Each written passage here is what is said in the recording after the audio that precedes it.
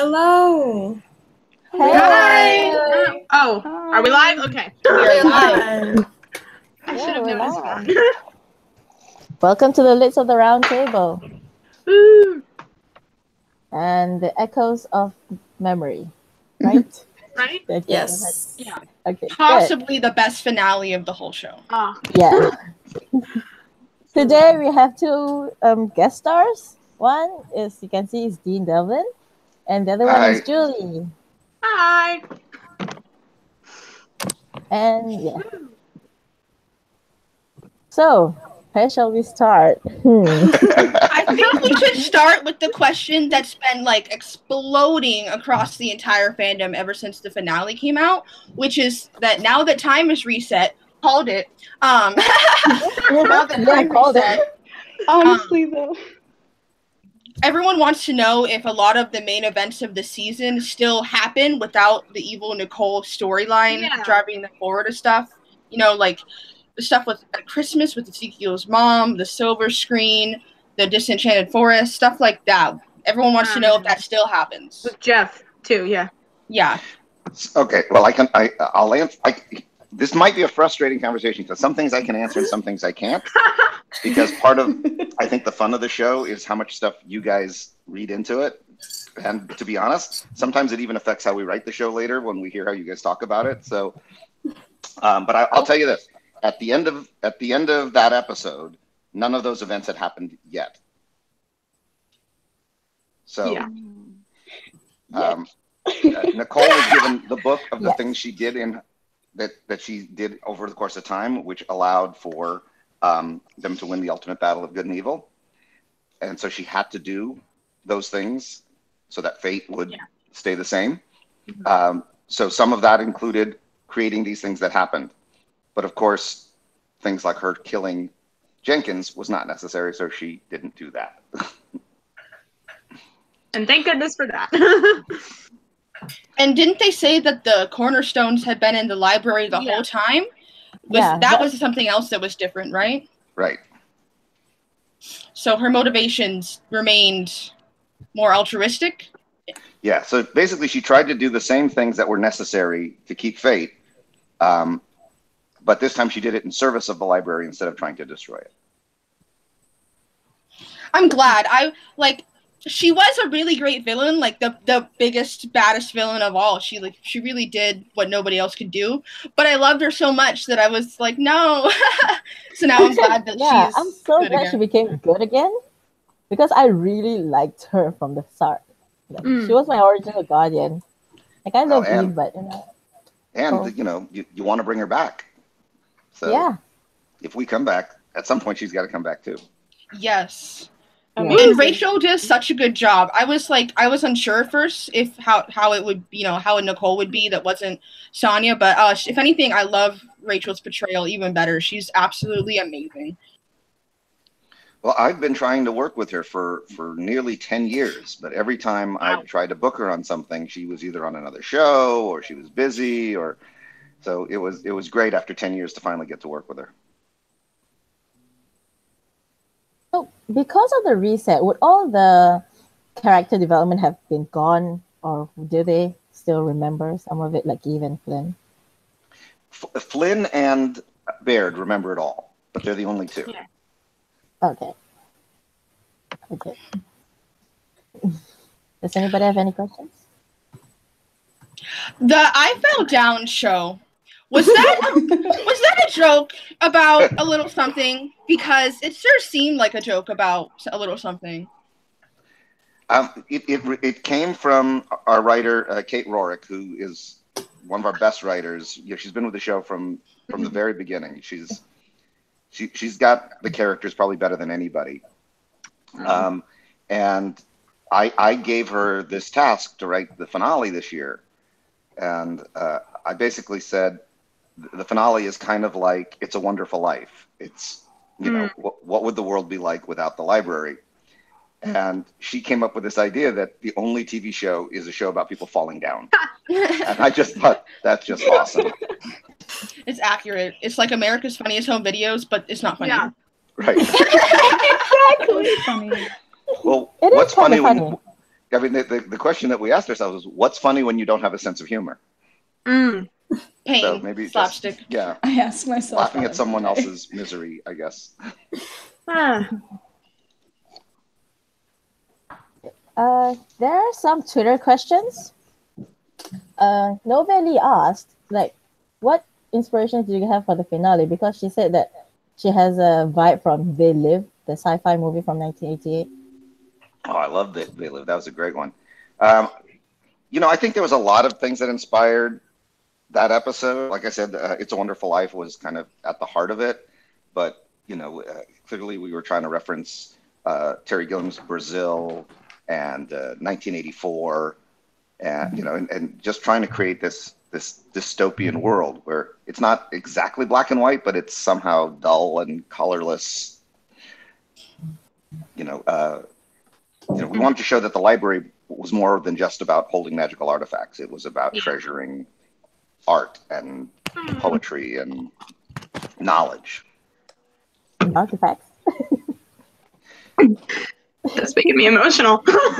Well, you know, back in 2003, when the first movie was being conceived, you know, the very first conversations that we had, and this was kind of before the renaissance of superhero movies, but you know, what we were talking about at the time was we said we'd like to have a superhero whose superpower was just that they studied a lot and they were able to retain a lot of information.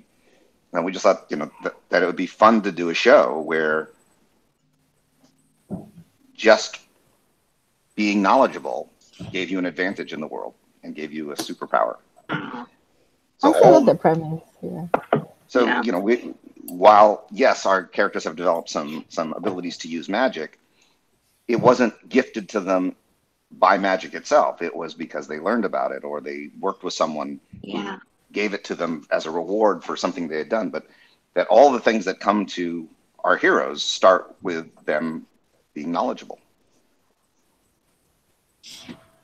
That's had an impact on my life. Like, as a kid, I watched that and I was like, maybe I don't hate school.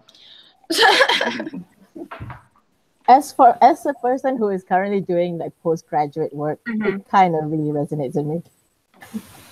Yeah. Yes, that resonated with me. Like my first year of college, I was a theater major and that wasn't working out. And I started realizing I wanted to do education and I was so into the librarians. I'm like, oh, wait, I forgot. I love learning. Where did that go? And made that connection. Well, you know, I'm old. And I got to watch a kind of change in our culture, you know, because when I was growing up, the cool kids were the dopey kids, the dumb kids. And this wonderful thing started to happen over the course of time where being smart became cool. And, you know, I mean, we tried to accent that on my previous show, Leverage, with, you know,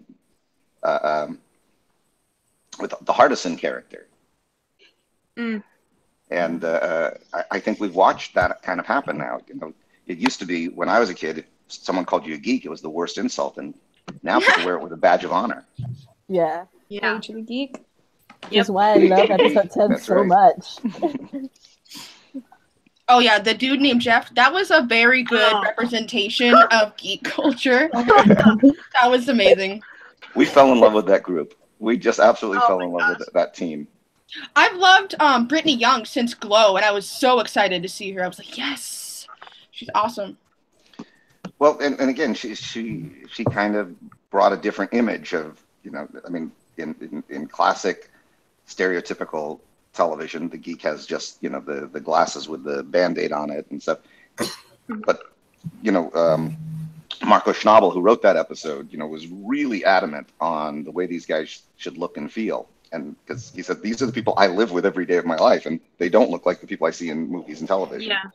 Yeah, not every geek is a skinny white dude with a bowl cut. Right. Like, everybody loves Just look at us.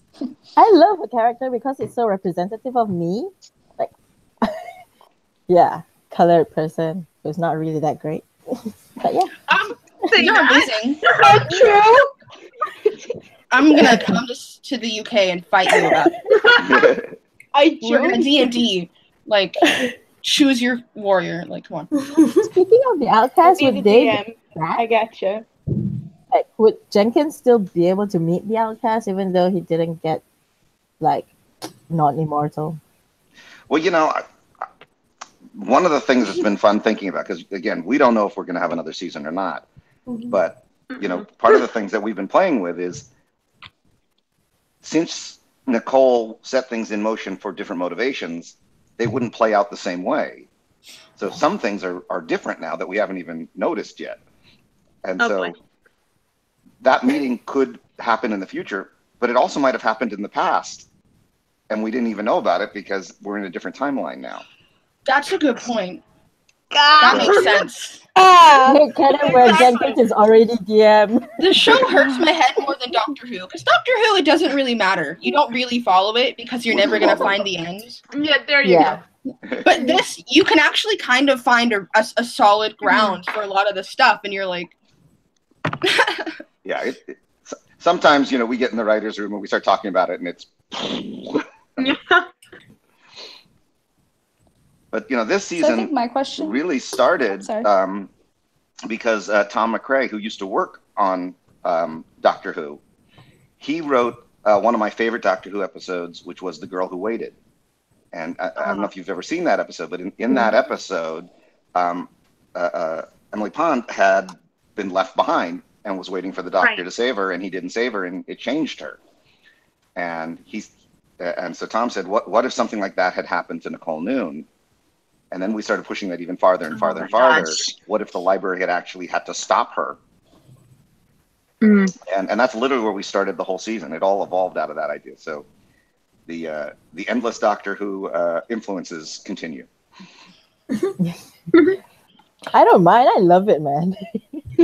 Yeah, right.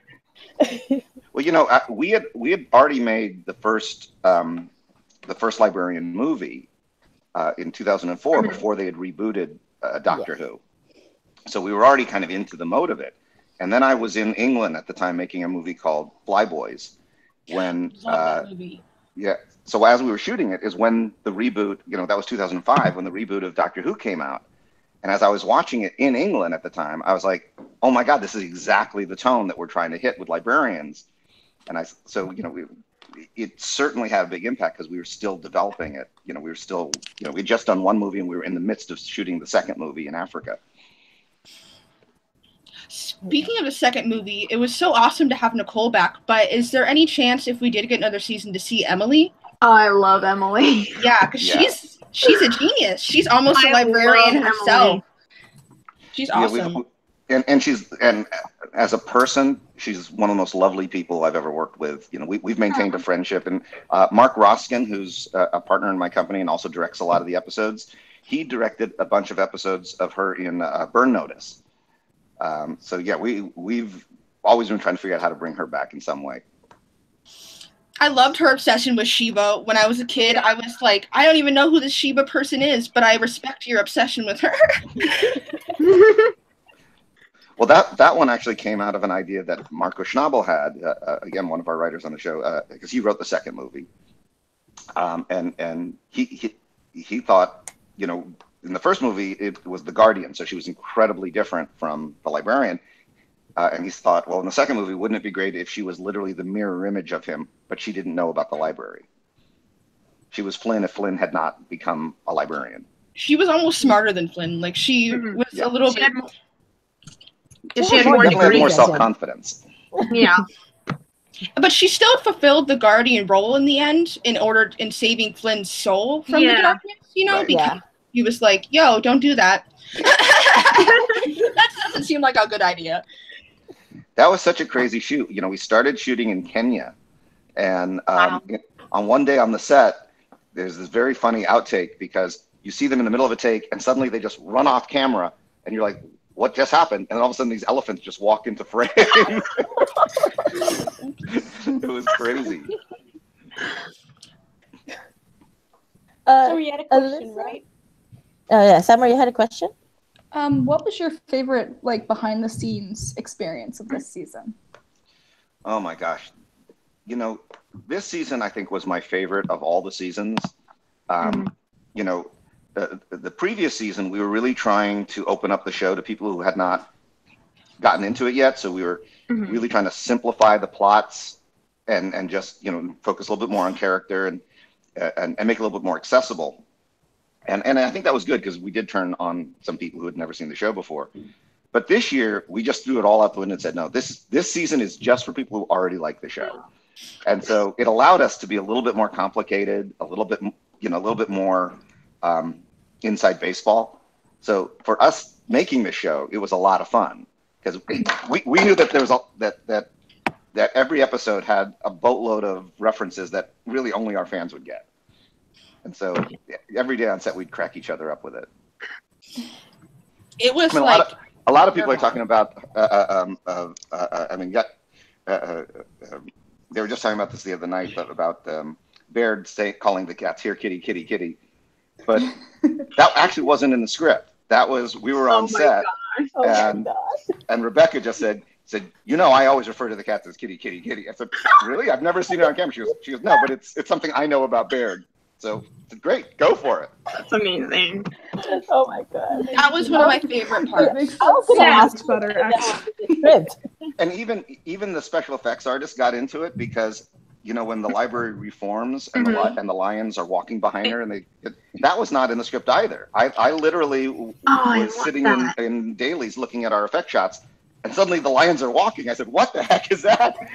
And it was just the effects artists wanted to get into the act. So they just surprised me with that. That was like my favorite part because it made me suddenly feel like the lions meant so much more because it reminded me of like the Guardians, like because lions are, nurturing. I've always wanted the lions to move. Like I've always wanted the lions to move. It was awesome. That was so, and we love the fans love the lions. Like when we were on set, we were like, "Can we touch the lions?" So those lions actually have a fun history. Those were the original lions that were made in Mexico in 2004 for the very first movie. Then on the second movie, we had them shipped to Africa. We shot them in Africa. Then on the third movie, they were shipped to New Orleans. And we shot them there. Then they were brought to Los Angeles, where they sat around for a while during Leverage. Then we brought them up to Portland on Leverage, and we painted them black and made them look like they were made out of chocolate for an episode. If anyone saw it, there's a chocolate episode of Leverage. That episode. And then finally, and then we painted them white for the first episode of Librarians, and we brought them up to the Capitol in Oregon and put it in front of the Capitol building. So those lions are well traveled. Wow. I guess I loved that they were alive and just like kind of like seeing how the library is alive and now these cats are alive, and Eve having that almost like seeming relationship with the lions kind of reminded me of like Flynn and Cal. Yeah. That's exactly. Yeah, I mean, and that was kind of really the point of that scene, was to show that the library actually exists inside of each one of them, and their personal relationship with the library. It's I mean, let's face it, it's the Tinkerbell thing. Tinkerbell exists because you believe, and so does the library. Okay. I believe in the library. I believe in the library. I believe in the library. Pretty much. One of the things that I know I loved about the season, and a lot of people have been noticing, is that it's because it's for people who already like it.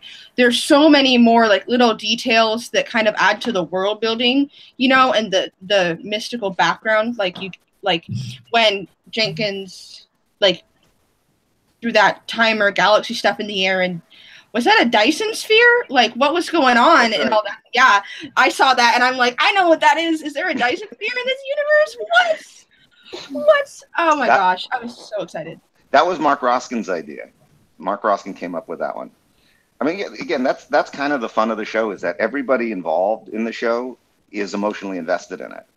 And a lot of times, the things that are the most emotional in the show were not planned. It just kind of comes together, and suddenly there's this amazing moment. It rips your heart out. Christian Kane was talking about this the other night with me. Lindy in the second to last episode, when she starts screaming, I hate you to the library.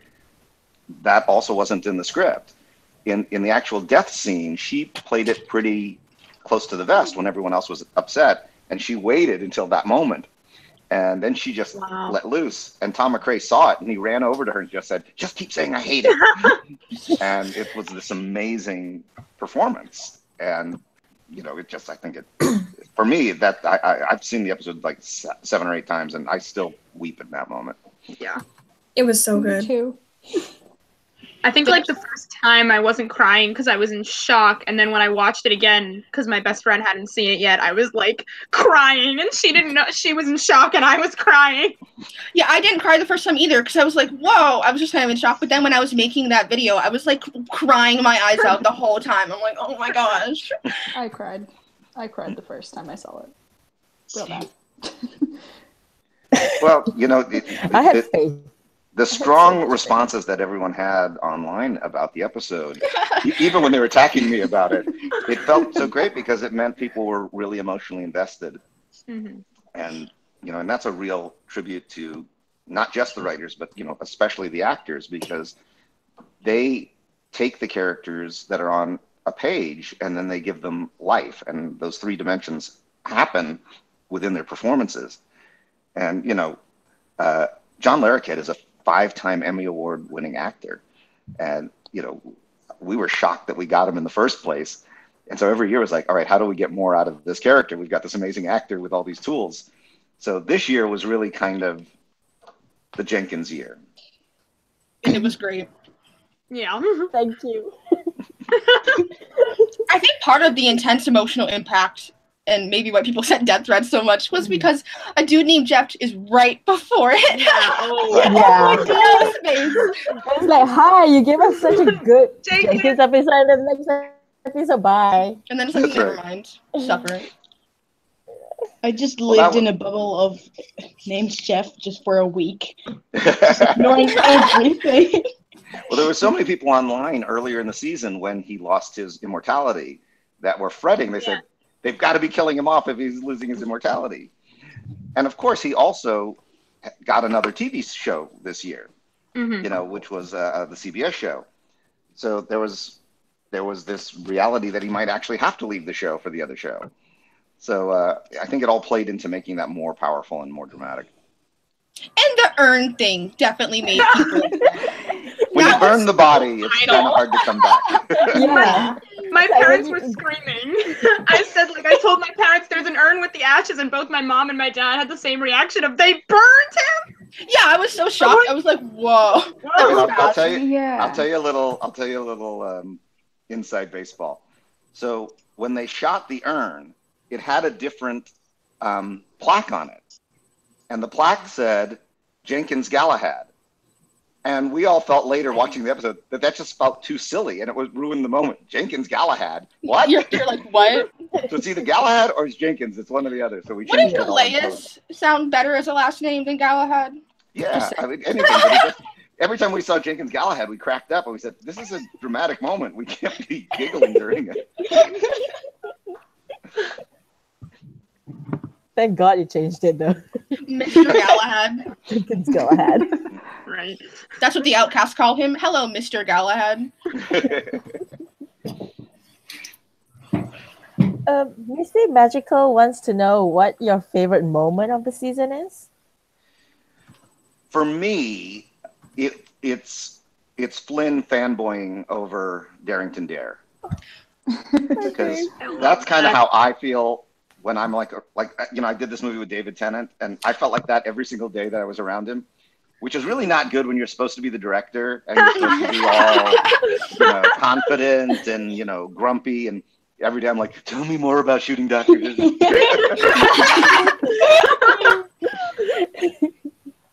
And by the way, just for the record, David Tennant may be the nicest human being I've ever worked with. Oh my gosh. Really super sweet guy. That scene was kind of like what would have happened if Moriarty in season 2 had really been Sherlock. Right. Yeah. And it was also interesting, you know, that the fact that in the Librarians universe that was the basis for Sherlock and Moriarty, especially since they were like super arch enemy gay, which is such a hilarious trope. And that was great. That. Like, that's exactly what we've always wanted. Like, that's what people have wanted for so long. And we're like, I can't believe this is actually happening. Well, I mean, you know, that line between love and hate is so thin. especially when you're lonely. If you don't kind of love somebody, it's hard to really hate them because you're not that emotionally invested in them. So, I loved at the end of that episode where Flynn just yells, "You guys are flirting!" Yeah, flirting with him the whole episode. That was my favorite line, actually. Yeah. Flirting. Oh my god, the drinks, when they were naming drinks after each other, I was like, oh my gosh. Even Eve was like, "I'm your girlfriend. I'm right here." I know I dated both of the other librarians in another universe, but this is this universe. Perfect. And how great was Rebecca this year? I mean, we Oh gave my her God. such a challenging arc this whole year, and she really embraced it. Oh God, yes. I mean, He even was my in favorite character. even though it was a kind of a silly episode, our summer camp episode, the way she responded to having been left by Flynn one more time, I think that really rescued the entire episode, because without it, it just would have been fluff. But she put some weight into the whole episode. I have to say that. And the laser chainsaw was cool. Yeah, the laser That was chainsaw. my favorite Rebecca moment. That scene where she's talking to Jake in that episode is probably my favorite Rebecca moment of the season, where she finally puts down the facade and is like, okay, this is how I actually feel. That's Can we take a moment? My favorite Rebecca moment this season. So much of that came from her. As when the script first came out, she said, I want to address this. I mean, every year the guy vanishes. At some point, this woman shouldn't put up with it anymore. And I said, great, let's explore it. Let's go for it. Because otherwise, what kind of guardian would she be? It's just she's been very understanding up until now, but it seemed like a last straw. And it was such a good use of the trope of Flynn leaving every season up until now and slowly coming back more and more. Then he leaves again, and the audience totally accepted it. The librarians totally accepted it. They didn't even look for him. But then it's like, oh, he didn't actually leave this time. I thought that was brilliant. I thought that was such a great use of an already established character pattern. But the character really broke the pattern, so. Yeah. Well, Julie figured that part out, though. She was screaming about that all year. Because I know he didn't really. Yeah, I was Flynn. Only Julie knew. I believe in him. Yes. I believe in him. I have faith in Flynn Carson and his love for Eve Baird. Always and forever. Duh. Yeah, always and forever. Well, one of the questions in the chat is with multiple librarians, have you ever considered having multiple guardians before?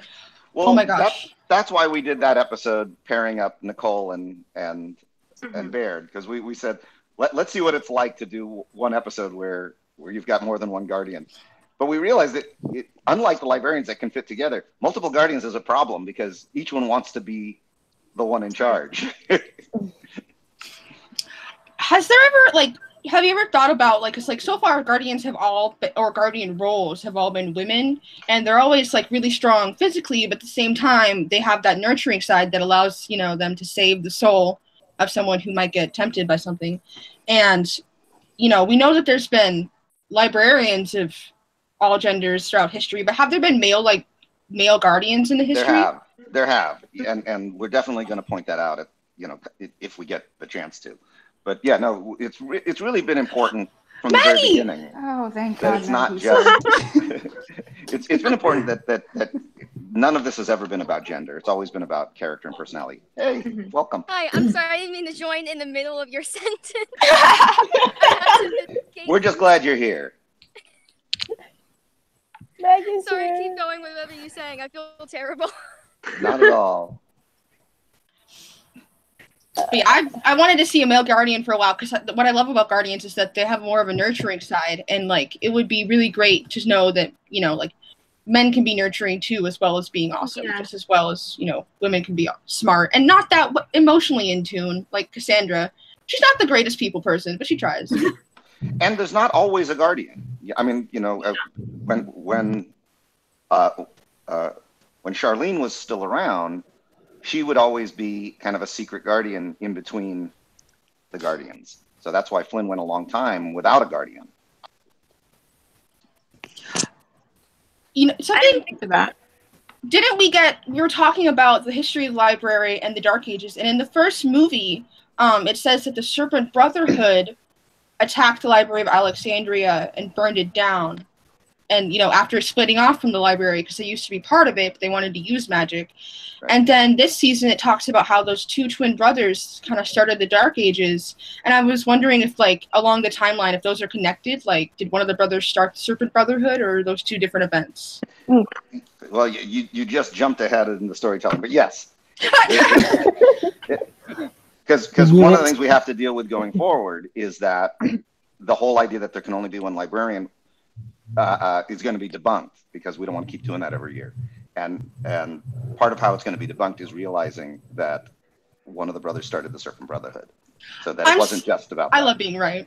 I read that. I was like, That was my reaction at the end of the 11th episode. I was just jumping up and down. I called Nicole. I told you Flynn didn't leave. I love being right. That was the idea. What did I miss in the first 30 minutes that we're talking about much. future? Quite a lot, Maggie. So much. Okay, then. We were mostly talking about you. Oh, yeah. Maggie worked so hard. I had a question I wanted to ask before I had to go run back, because I don't know if they're doing another setup. But I know you guys have been talking story, but I was really curious in terms of the actual filmmaking, especially for you, Dean, in directing. I know we don't always get the full story in that 1 hour time slot, and I know a lot of stuff gets cut, post after it's all done. So in terms, I'm trying to figure out how to properly phrase this.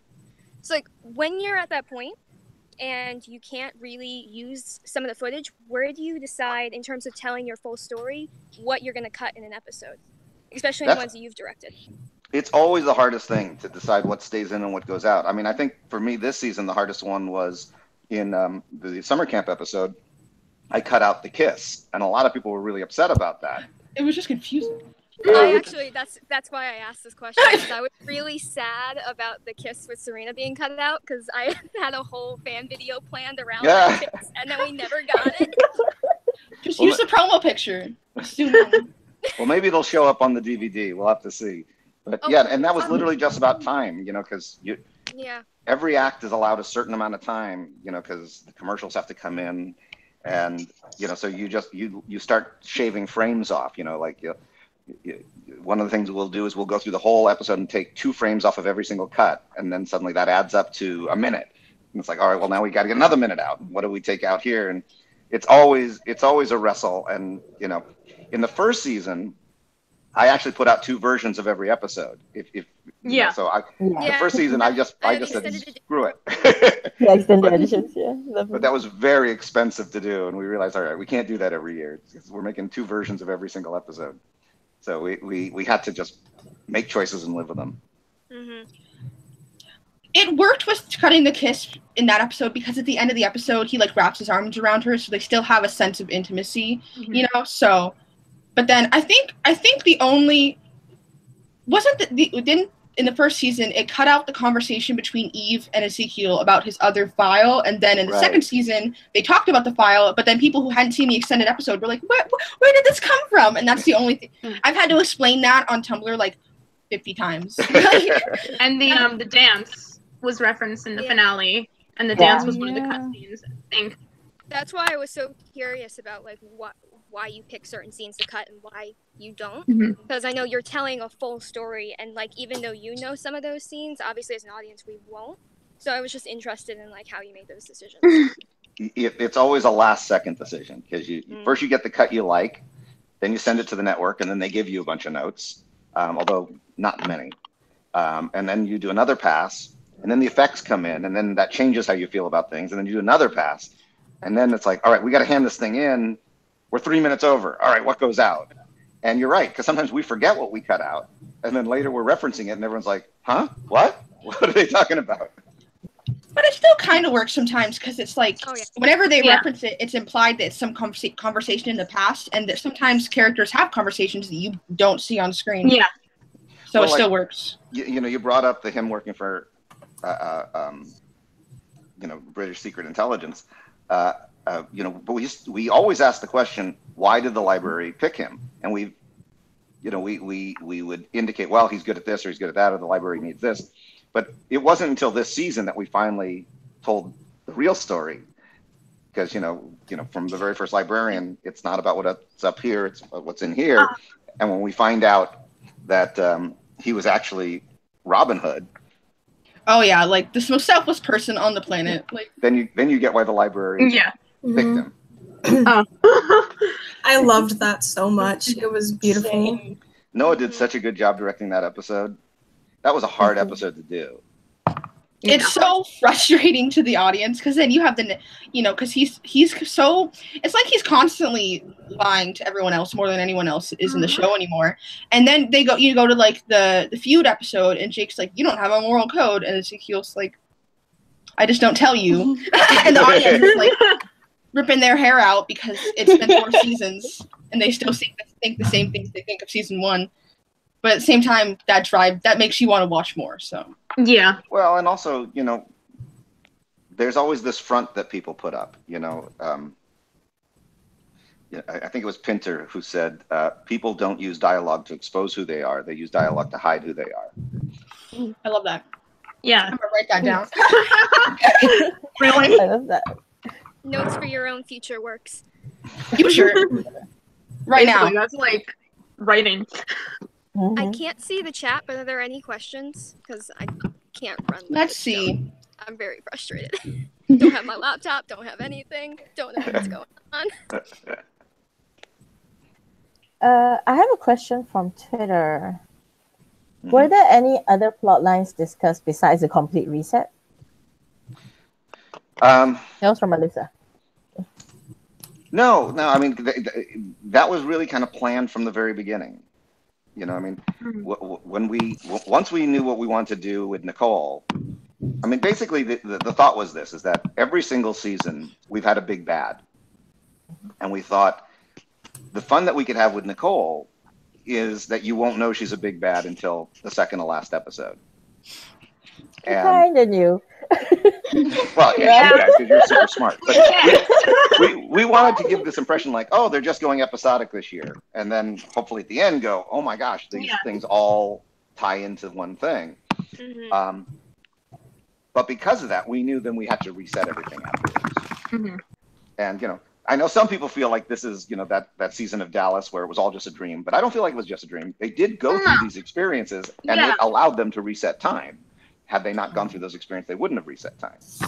And plus, even if a lot of stuff changed, the way that they will go through events as people doesn't change that much because they're still pretty much the same people. So you can expect if those events were to happen, they might be different, but overall, they'll probably have the same. Yeah.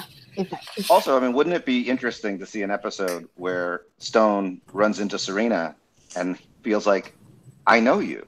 Oh my gosh. And then I know you, and they don't know why. I mean, it could be really I was actually going to ask, do you think this, or I'm going to say when and be hopeful, when we get a 5th season, do you think you will take steps to address the things that we lost because of the reset in this episode? Will we I think you have to. Again, possibly? Yeah. I think you have to. I don't think you can do a reset without dealing with it. Now, I don't want to deal with it too much because whenever you start dealing with time, the brain starts to fall apart really quickly. That's why Doctor Who was so great by just going, wibbly wobbly and fine, all right, we accept it, move on. But I think to some degree, we have to deal with it, and I also think we can have fun with it. It's actually a really interesting place to put yourself as a writer, because I know as a writer, I would be really interested in seeing how I would remix some stuff along with going with the events, because that's always fun. Well, and also, because we share some DNA with Doctor Who, we try not to do time travel. We believe me, every episode somebody wants to do some kind of time travel, and we've really resisted it. That's why we thought it would be more fun if someone from the past came to them instead of them traveling to the past. But, if you do reset time, you kind of have to deal with it. Yeah. And when we get another season 5, I'll take a cue from Maggie. Do you think now that the season 3 was character driven and kind of brought in, it had a bit more romance involved, and then in this season we kind of got Jake and Serena, but we mostly focused on Eve and Flynn and then Cassandra and Jenkins. Do you think if we got a season 5, we would go back to a little bit more of the character driven storylines that got started in season 3, like the romances that they all kind of, because that's still a question, is whether or not they can be with people outside the library romantically, or whether they have to be with someone inside the library, like even Flynn. Well, I'll tell you how these things always evolve. You know, it's the season before, thematically what we want to do is a season about what are the consequences of using magic. And the way to kind of show that was through their personal lives. And this season, we wanted to show the consequences of being a superhero, that there's a price to pay. And so that again, it came through with their personal relationships, or the lack of, that they couldn't have them. So, you know, I think the way in which we'll explore the characters will come down to what thematically we decide to do over the course of the season. Because that usually dictates where the stories come from and where the character arcs are going. But also, you know, at the beginning of every season, I sit down with all the actors and I ask them what they've been thinking about the characters. Because, you know, as the writers, we're thinking about the entire show and we're thinking about the season arc. But the actors really think about their character 24/7. So they have insights into their characters that we don't have. So, you know, like not this last season, but the season before, the whole idea of Cassandra having a crush on Jenkins was from Lindy. She came in and pitched it and was like, okay, none of us thought of that. But once she said it, we were able to look back at previous seasons and go, oh my God, Lindy's been playing this for 2 seasons and didn't tell us. Yeah, we did too. We were like, yep, this seems reasonable. Yeah. So, you know, it's always good to sit down with the actors and say, what do you think is going on with these people and where do you want to go with them? What do you want to explore? And then that also dictates, you know, how we're going to develop the season. As far as that goes, if you did get a season 5, do you have any ideas on what you guys might do theme-wise? Would you do another set of consequences like you've done for the last 2 seasons per se, or would you do something more you know, like? To be honest with you, I have no idea what we do next. You know, I mean, because I don't know how the library lives on yet. It's like I don't want to invest in any one direction. I will tell you this absolutely 100%. The library will not die. If we don't get another season, the library will not die. In some form or another, we will keep telling these stories. Yes. You know, we've been doing it since 2004, and I'm not going to stop now. I hope that we get a season 5 and we continue at TNT and keep doing this. But if TNT decides they don't want to go forward, we'll find another way to go forward in either the current form or in a new form. But yeah, the show's too meaningful to all of us involved. We will rally. Keep on clapping and saying, we already have plans. Like the beginning of the season, we were like, okay, so here's a campaign we could do. Here's a bunch well, you know, it's fun because when we started this with Noah Wiley, he was known as Dr. Carter from ER. And, you know, everywhere we'd go to shoot it, people would go, oh my God, it's Dr. Carter, it's Dr. Carter. And we were in the middle of shooting the 3rd Librarian movie in New Orleans, and he and I were riding in an elevator together, and the doors opened and someone went, oh my God, it's Flynn Carson. And that's when we went, you know what, we did it. That's such a good moment. On that note, I unfortunately have to leave, but Dean, you're incredible. Thank you for everything and for joining, and I have to go run, but it was nice talking to you and seeing you again. Well, thank you for supporting the show. Take care, Maggie. Bye, Max. Bye. Good luck.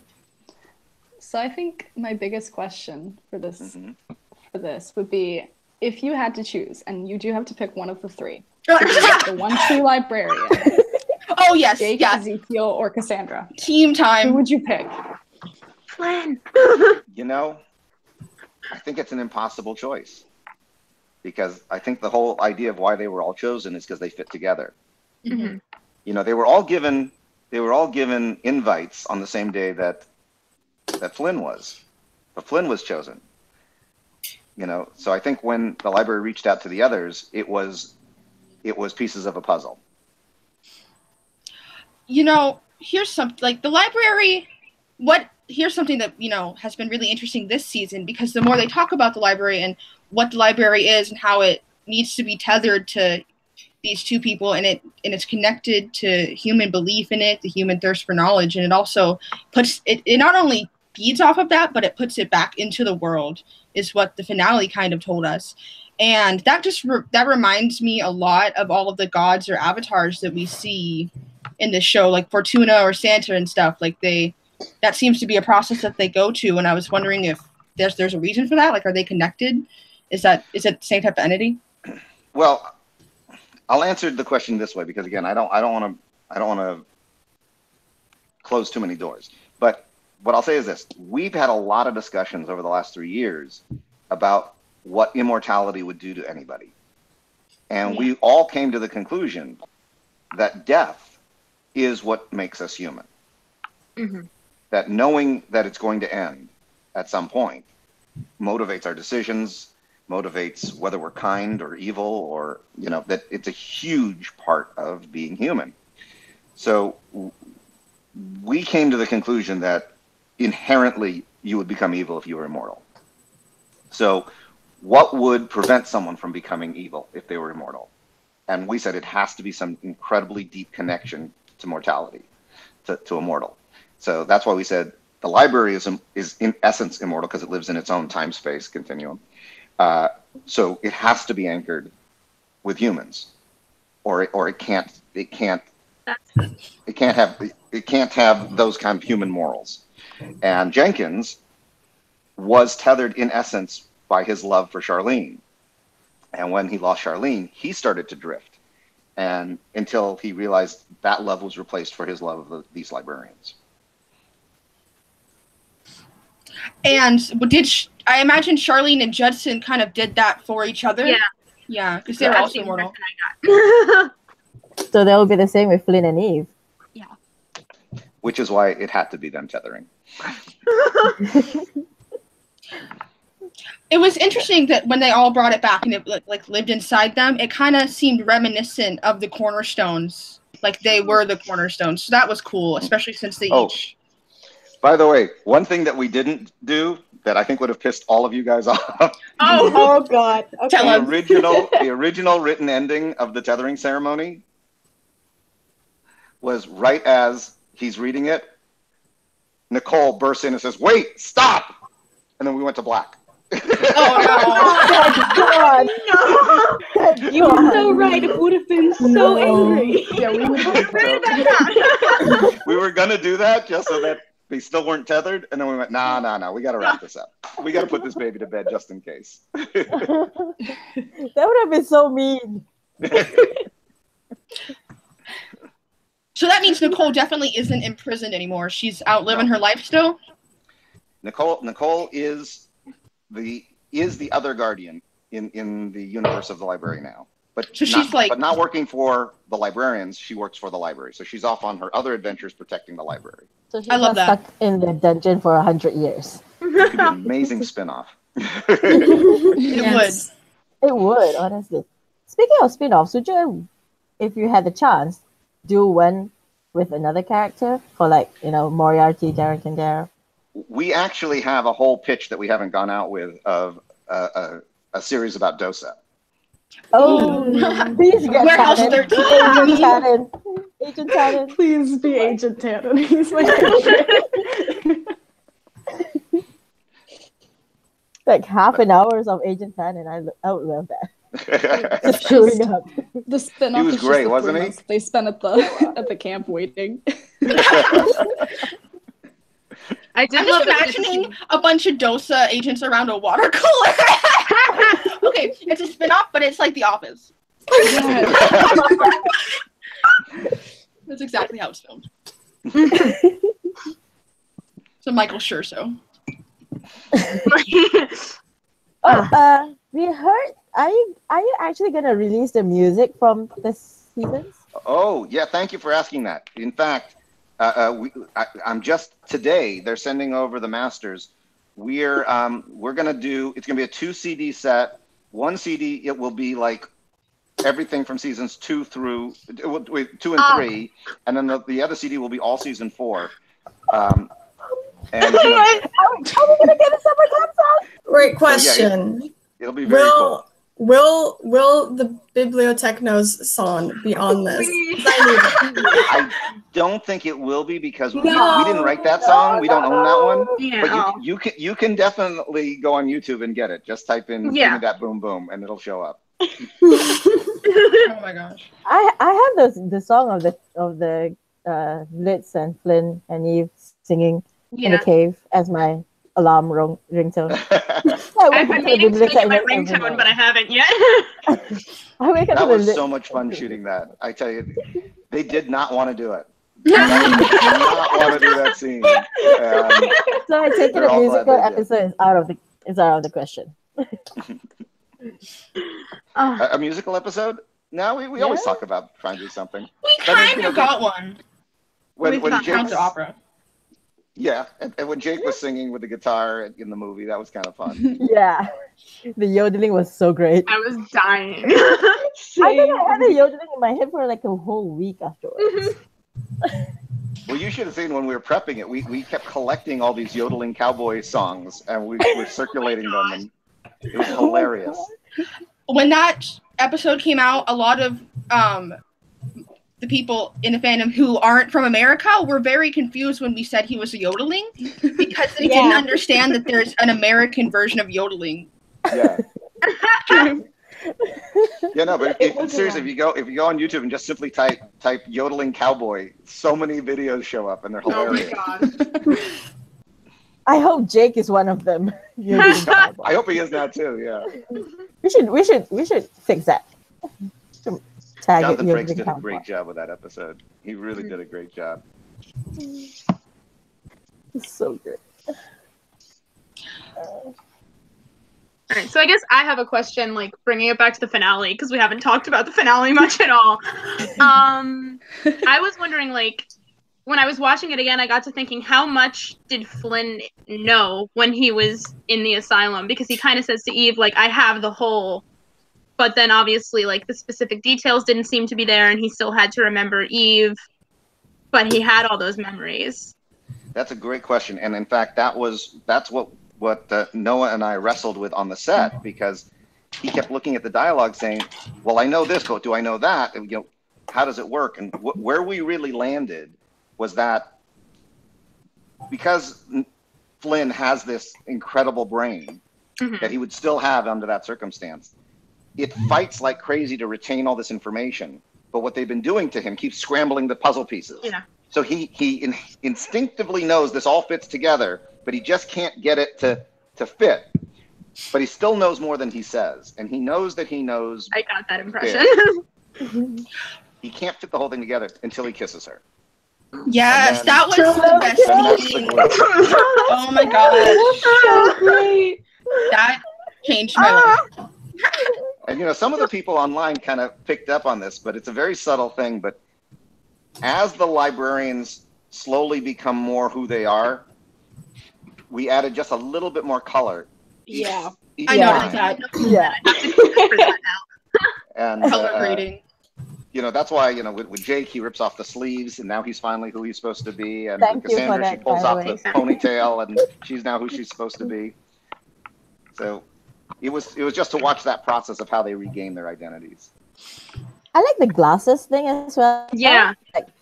Before was saying that they took off the glasses to see the world. That actually came out of, at the time, we were preparing to release a movie about Lyndon Johnson called LBJ that Rob Reiner directed. And I loved those glasses in the movie. So I said, get me as many pairs of that. I want everybody in this future wears those glasses. So it was just for aesthetics?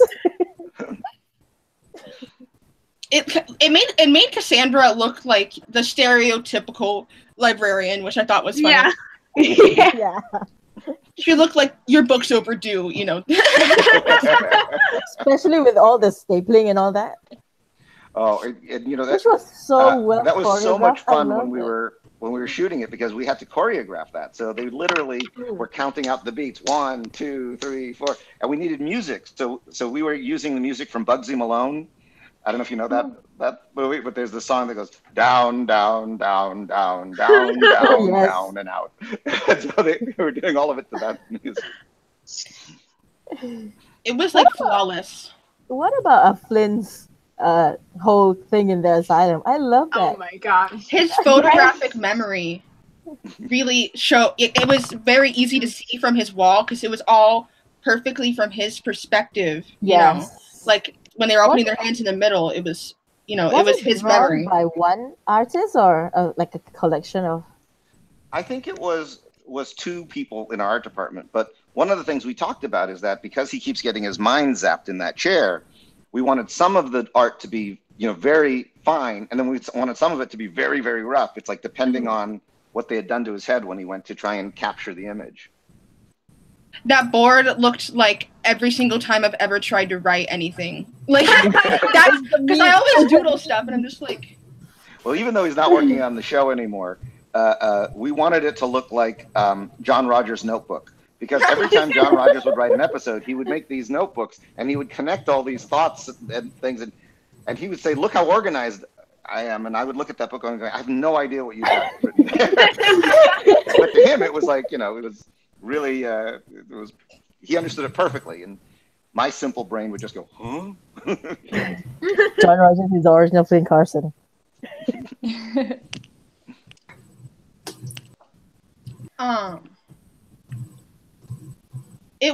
It's kind of interesting because, we were talking about how Eve treats the lions that way and how that kind of relates to how Flynn treats Cal. In the tethering ceremony, Jake was talked to the pan flutes. Yeah, he seemed very friendly with that artifact, especially, and I thought that was cool that everyone gets more and more fond of artifacts. And Jenkins said, he referenced the artifacts during the tethering ceremony because they're watching too. Well, that's why even in the beginning of 11, when we see Jake playing chess. With Cal, we wanted to show that they do develop these relationships with these artifacts, whether they want to or not. I want to see Ezekiel's relationship with Cal because Flynn and Ezekiel have the most interesting. I don't really like you, but I do, which was so cool. when they were in the other universe, because Flynn and Ezekiel, they have all the same flaws. Because like Flynn has the same, he likes math like Sandra, and then he likes history like Jake, but he fears commitment and being himself like Ezekiel does. But it was really interesting that he says he doesn't like him, but then in the other universe, he's like, I love this dude. He's so funny. He's like, I like him despite myself, and I thought that was interesting because it seemed like he did remember him, but he knew, Well, I think it's that same thing about the characters putting up these walls. I thought last season, and Noah wrote the episode, but when he has to be truthful in that chessboard thing, it's really the first time that we realize that all this new bravado that we saw in him in the series that wasn't in the movies is a front to cover up his insecurities. That's like my favorite. Oops, sorry. Well, I was just saying it's not so different than Ezekiel. Yeah. Yeah. I was gonna say that's my favorite scene of the whole series. Probably is that chessboard. It was remarkable. But when will Ezekiel be on a chessboard? Noah writing the show is not. It's not like a concession to an actor who wants to do something. I mean, Noah is one of my best writers. I mean, he's always gotten this show from a very soul level. And, when he said, I want to try writing an episode, we thought, okay, we'll help him. We'll be there. The whole writing staff will be there to make him, make sure that he succeeds. And he handed in his first draft and we all went, okay. No worries. And I thought that episode was good, but then didn't he write Silver Screen this season? Oh my gosh, that's one of my favorite episodes of all time. And Jonathan Frakes directed it. Oh my gosh, it was so good. I mean, and you guys are young, so I don't know how many black and white movies you guys have watched, but Dave Connell, our DP, so captured exactly the framing, the lighting, of those old movies. It was really kind of stunning when we were watching dailies because I would forget that I'm watching our show and I would think I'm watching an old movie. I haven't seen a lot of noir films as much, but I have seen a lot of, campy westerns. And so when it got to that and old sci-fi, I was like, oh yeah, the color grading, the widescreen, the way that the shots sounded, everything totally felt exactly like it was supposed to be.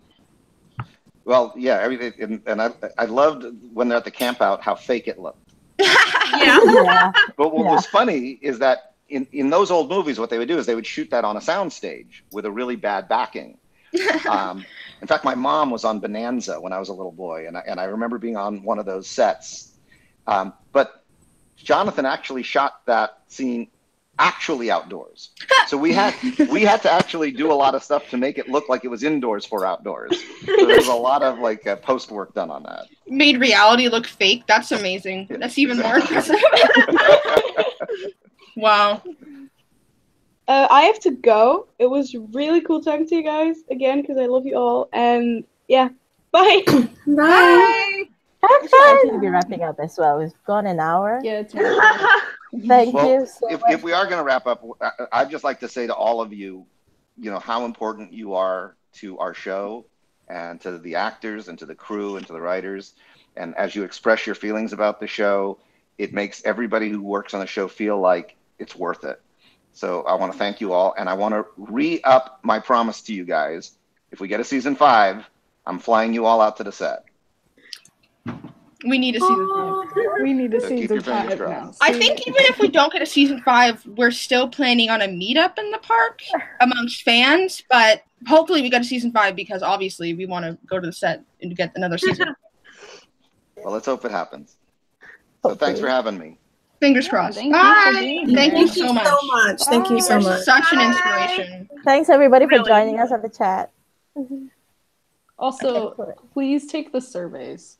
Yes. Oh yes, take the survey. Go find the TV Inner Circle survey and tell them how much you want to renew the library. I have to do that. The link is in the description. Please click on it and do the survey. It's just about 5-10 minutes. Do it. Yeah, it's a super. If you're on Twitter survey. at TNT Drama, tell them #renew the librarians. #the librarians. Or just send letters. I mean, nobody I does have to that send anymore. letters. Yeah, We send need letters, to- send emails. Just get them to notice us, man. We need the season 5. And if TNT decides to back out on us, for one, Sci-fi. Sci-fi, because it's on We need to Sci-Fi talk- and like other places. we need right? to talk to Sci-Fi and Hulu. And we might as well try Netflix, but Netflix, everybody goes to them now, and they don't even have the rights to Librarians yet. But Hulu just started making their own stuff, and they are absolutely skyrocketing. Yeah. So I feel like they're way more likely. So definitely tell And they have Hulu and Librarians, Sci-Fi that you're really interested in Librarians carrying on, at least for one more season. Because I think, 5 seasons was what they had originally planned. Yeah, 5 Yeah. was original plan. So- John Rogers' original plan. At least Like, one love more, it. guys. At least. Just one Please. more. At least one. John Rogers is 5 seasons. At least one, please. Because, I mean, I need to see even Flynn in their married life, for Yes. at least one episode. I need to see Nicole as the library's guardian being gay with Emily. I just need to see it. I almost said that to Dean. I was like, well, what if? But I was like, listen. Like, I don't care what he's doing. I just need to see John Kim. Yeah. I mean, that's I really want Ezekiel on a chessboard now. I feel like we need that because he's lying so much. Everyone else has their stuff out in the open, but he's just like, I'm fine with this. Well, this has been fun. Yeah. The finale was so. Yeah. I'm so glad that the lions kind of just came out of the crew and the cast and us, kind of like, because we were there and that's what we were like the most excited about. Like, you would think we would be excited about the Spear of Destiny, the Ark of the Covenant when we were in that big thing, but we were like the lions. I've been wanting the lions to move for the 4 seasons, okay? For 4 seasons, I've been wanting the lions to move. If you go to the New York Metropolitan Library, they have Lord and Lady Lennox, which are the guardians of the library. So I always assumed that was the big thing and the reason why they had the lions there. So it was really, really interesting to see the real backstory behind it. Next time I'm in the city, I'm going to see the Guardians. I can't believe those lions are that. Yeah, wow. I can't believe they moved around that much. Like, wow. Right? They move so much have more been more than places than I have. You're right, Same. They've been to Kenya, New Orleans and stuff. I've been to Kentucky. I felt like everybody almost mentioned Simone, but then we all decided not to talk about it. Why? We were like, Okay, we're still live. Yeah, we're still Well, I figure, we still have stuff to say. Should we go now? Yeah, we should go. Bye, guys. Thank you for joining us, Julie. Bye. Sorry. Hashtag the librarians. Thank you for having me. Questions. I'm gonna go make a flea video. Prepare yourselves to hurt. Yeah. I gotta to answer questions. Mine's happy if though, we didn't. so look out for that. Sorry if we didn't get to ask your questions. Yeah, we tried. Nova Lee was in the chat. We like, were also Kara should be a writer on the show, and I was like, I'm not telling him that. Not saying it out loud. Nova Lee was in the chat, like, you should let Kara write something on the show, and I was like, nobody better say anything about it. That's just, like, that's nice, but we're not. Should be that. It's true. All right, we should really get off. Yeah, thank you guys so much for. I mean, obviously I would. And what if we all wrote an episode? Oh, okay, we're just gonna end it now. Okay. Goodbye, everybody. Thank you so much for being here. Take the survey. Take the survey. Tweet. Yeah. Tweet like the wind. Tweet like the wind. Bye.